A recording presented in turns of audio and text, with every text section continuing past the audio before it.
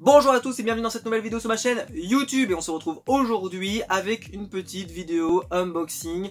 Il y aura que 2 pops dans cette vidéo donc je pense pas que la vidéo sera très longue. C'est une vidéo spéciale WWE, j'ai reçu 2 dernières nouveautés de la WWE et donc j'avais envie de vous les présenter sur la chaîne YouTube. Ce sont 2 lutteurs que j'aime énormément, qui sont pour moi des représentants indiscutables et indisputés de la génération NT1 dont je faisais partie et dont je suis tout à fait fan, et j'aime tous ces lutteurs là, tous ces lutteurs qui m'ont fait rêver, comme les Undertaker, comme Triple H, comme Edge par exemple, voilà, des lutteurs, ou comme Jeff Hardy, des lutteurs de cette génération là qui ont percé à l'écran au moment en fait où il y avait la génération de catch sur NT1.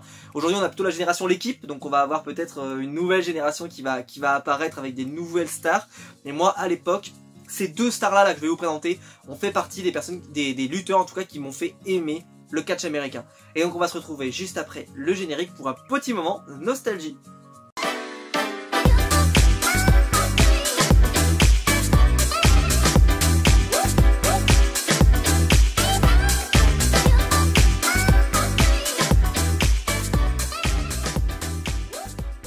On commence avec la première pop et il s'agit de la pop d'un des lutteurs qui est toujours en activité.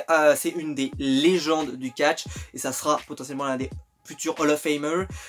C'est un lutteur que j'aime énormément et que j'ai toujours aimé et que j'ai toujours soutenu, surtout quand il était en heel, parce qu'en fait ça n'a jamais trop pris, je ne sais pas pourquoi. Il s'agit de Randy Orton.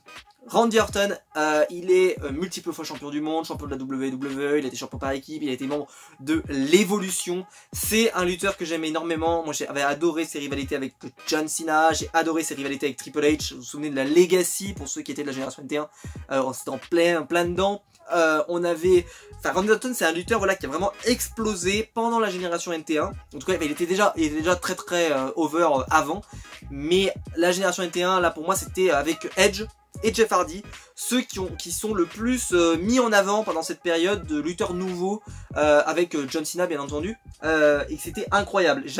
J'aime beaucoup ce lutteur, je l'ai toujours aimé et je l'ai toujours soutenu, même quand il avait pas forcément un booking très heureux, parce que chez WWE il a pas toujours été gâté, mais en tout cas là je suis très content de l'avoir dans ma collection. Je vous montrerai le deuxième après, je vous dirai quels sont les 2 personnages pour moi qui manquent vraiment de cette génération NT1. Alors je vous la mets de plus près d'abord avec la boîte, je vous montrerai la collection juste après. Hop. Donc vous voyez, ils ont essayé de faire ces tatouages, je vous montrerai, ils sont pas réussis, hein, parce qu'il a vraiment des tatouages, mais c'est l'enfer, hein, il a des tatouages de partout. On le voit bien là sur la photo, je sais pas si vous le verrez bien, mais vraiment il a des tatouages qui sont vraiment complexes, vraiment complexes, c'était quasiment impossible à refaire en pop, donc ils ont mis un peu de traits partout, se disant ça représentera bien les tatouages de Randy. Je trouve que c'est pas ultra bien fait, mais c'est pas grave, c'est très dur à refaire. Vous avez donc dans cette nouvelle collection, vous avez John Cena en version invisible. En fait c'est You Can't See Me. J'ai mis longtemps à comprendre, j'ai dit mais qu'est-ce que c'est que ça encore? Et en fait si c'est You Can't See Me. Ensuite vous avez Randy Orton, vous avez Batista, vous avez Charlotte Flair et vous avez son père Ric Flair, qui a fêté ses 80 ans, c'est ça, 80, enfin je ne sais plus, il y a pas longtemps.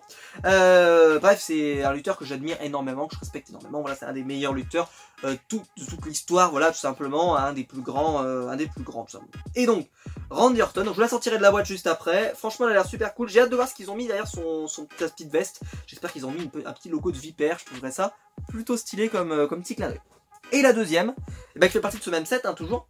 Il s'agit de The Animal, Dave Batista. Alors Dave Batista, pour certains peut-être ne le connaissent que dans Drax des Gardiens de la Galaxie, mais avant d'être Drax des Gardiens de la Galaxie, ou un méchant de James Bond, ou encore, je ne sais plus dans quoi il a joué, mais il a joué dans beaucoup de choses récemment, eh bien il s'agissait d'un lutteur de WWE, un catcheur. Et Batista, ça a été un de ses lutteurs aussi de la génération NT1, donc pareil que Randy Orton, il a été aussi un des membres de l'Evolution. Donc il a été champion du monde. C'est un lutteur qui est parti, on va dire, de manière assez brusque de WWE après une rivalité contre John Cena.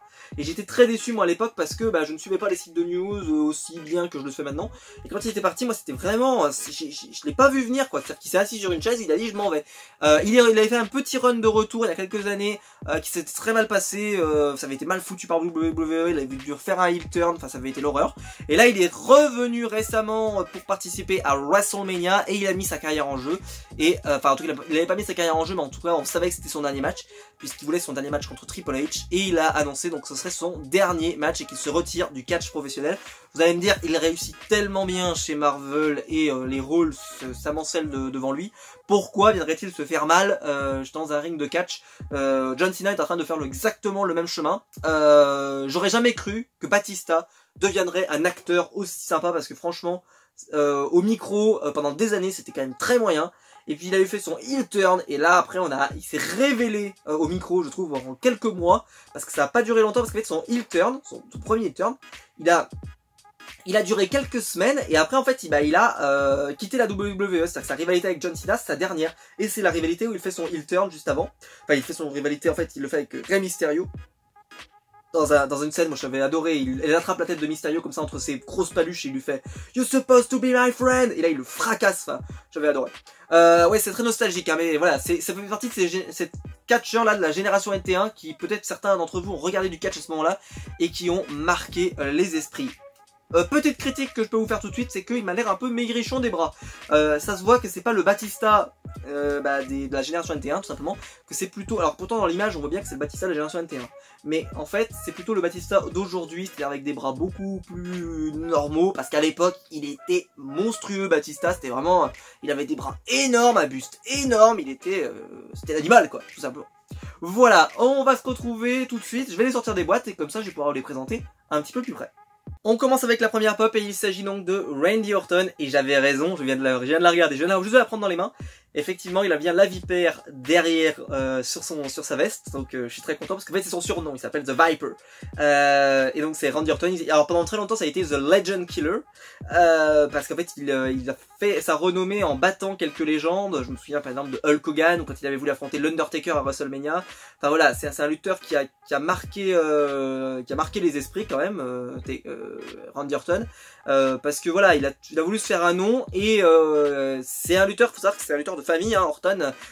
Son père Bob Orton travaillait déjà chez WWE, donc c'est vraiment un lutteur qui a toujours marqué. Enfin voilà, c'est une famille de catcheurs comme les Rhodes par exemple, comme les Flair.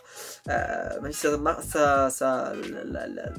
la suite pour les Rhodes ne semble pas se faire chez WWE, mais plutôt chez AEW, qui est une nouvelle fédération de catch dont on attend encore des nouvelles, voilà, pour savoir où ça sera diffusé, combien de temps le show, etc. On verra bien, voilà, je me prononce pas là-dessus, moi pour l'instant j'attends de voir les shows et après si c'est de la daube, je m'en irai, je partirai loin de cette affreusité et si jamais c'est très bien, je regarderai ça avec grand plaisir, donc selon le cas, voilà, je juge pas avant d'avoir vu. Très content de cette pop, je trouve qu'elle a pas de défaut, sauf pour les tatouages. Ça je vous l'ai dit, les tatouages, mais je voyais pas comment ils auraient pu les faire mieux, hein. Mais c'est vrai que les tatouages d'Orton c'est vraiment un truc, c'est l'enfer. Et on a ensuite donc Dave Batista. Alors Dave Batista déjà, comme il y a déjà un truc qui me choque moi, c'est la taille de ses bras. C'est vraiment, ses bras sont tout petits. Deuxième truc qui me choque, pourquoi ils lui ont mis un micro? Batista, c'est pas forcément le mec qui prenait le micro tout le temps, c'était The Animal. The Animal il venait, il portait des spires, il portait des Batistamons, il faisait mal. Et là non. Alors ils ont bien fait son tatouage là qu'il a dans le nombril, qui est assez représentatif, qui était son logo en fait sur son entrée. Ces petits tatouages aussi sur les épaules, qui sont plutôt pas mal faits. Et qui sont assez actuels, parce qu'on voit il y a des petites touches de rouge par exemple, donc ils ont plutôt bien joué le coup. Le micro est plutôt sympa, même s'il n'est pas aussi joli que celui qu'ils ont fait pour Vince par exemple, où il y a vraiment le logo WWE écrit dessus. Je sais pas pourquoi ils ont voulu lui mettre un micro. Et alors ils lui ont mis en fait le doigt comme ça qui pointe quelqu'un. Voilà, limite pour moi ils auraient pu lui mettre par exemple la mitraillette, ça aurait été vachement cool, c'est-à-dire qu'il soit légèrement accroupi, qu'il lui fasse une mitraillette. Enfin, pour moi c'est pas la pop qui représente le plus Dave Batista The Animal, mais je suis très content de l'avoir, c'est un membre de la génération NT1 et je suis ravi de l'avoir. Voilà, une vidéo avec que de pop, mais j'ai pu vous transmettre ma passion du catch, j'espère que ça s'est vu. N'hésitez pas à me dire vous ce que vous en pensez, si vous en avez, etc. Ça m'intéresse. Je sais que c'est pas forcément les vidéos qui cartonnent sur ma chaîne, les vidéos WWE, mais voilà, ça fait partie de mes passions, donc j'ai décidé de vous en proposer. Et vu que ça fait partie des réceptions que j'ai, je vous les présente. En tout cas, c'est vraiment des figurines que je voulais vraiment avoir. Alors maintenant, il me manque qui? Il me manque Edge, qui est le lutteur pour moi de cette génération et que nous n'avons toujours pas. Hein, Funko, s'il vous plaît, faites-nous Edge, quoi. Franchement, Edge, c'est quand même le lutteur le plus connu de l'histoire du catch américain. Donc on a Edge, on a Ah purée, en plus je le dis à chaque fois, il y a Edge qui me manque, ça c'est sûr et certain, et je n'ai plus le deuxième, donc voilà, c'est vraiment en fait il m'en manque deux, et The Miz, ah merci pardon, ça me revient, et The Miz, voilà, c'est vraiment ces deux lutteurs là que j'aimerais posséder dans ma collection, voilà, les autres lutteurs sont très sympathiques, mais ces deux là c'est vraiment mes priorités, et j'espère par exemple qu'on aura pourquoi pas un pack avec Edge et Christian, voilà, ça pourrait être très sympa. Voilà, si la vidéo vous a plu, n'hésitez pas à mettre un pouce blanc en bas de la vidéo, n'hésitez pas à vous abonner aussi si vous ne voulez pas rater les prochaines vidéos, si c'est le cas n'hésitez pas aussi à aller voir sur Utip, voilà, le lien dans la description, voilà, c'est une petite pub de 30 secondes, même 25 secondes, maintenant j'ai vu que ça avait baissé, c'est plus aussi long qu'avant, donc vous pouvez vraiment y aller avec grand plaisir, et voilà, ça permettra d'améliorer le matériel de la chaîne, donc n'hésitez pas à aller y faire un tour, et j'espère que la vidéo vous aura plu, on se retrouve très vite sur la chaîne, allez, ciao!